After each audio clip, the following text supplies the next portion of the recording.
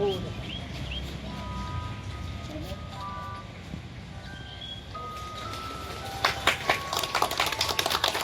हिंद, जय हिंद, जय हिंद, वंदे मातरम, वंदे मातरम, वंदे मातरम।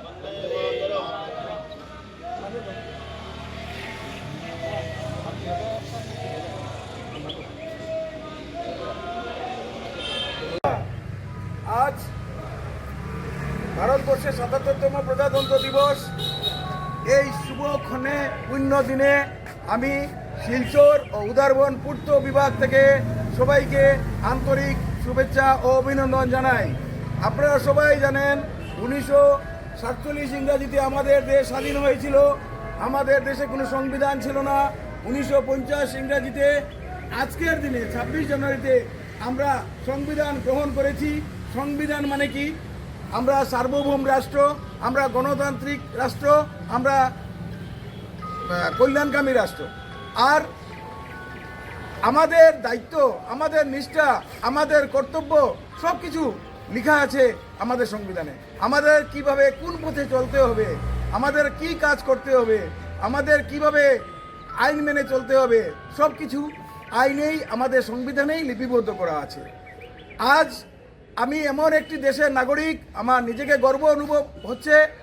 যদিও আমরা 1947 ইংরাজিতে স্বাধীনতা পেয়েছি, এই 100 বছরও হয় নাই আমাদের। আমরা ভারতবর্ষে আপনি যদি দেখুন যে আমরা আর্থিকভাবে আমরা ভারত অল ওভার ওয়ার্ল্ড গ্লোবে আমরা 4 নম্বর পজিশনে আছি। তারপর আমরা সামরিক শক্তিতে যদি দেখেন তাতেও আমরা 4 নম্বরেই আছি। আমি আশা করি যে আগামী 3 থেকে 4 বছরের মধ্যে আমরা অর্থনীতির ক্ষেত্রে আমাদের ঠিক উপরে আছে জার্মান, আমরা জার্মানকেও সুপারসিড করতে পারবো।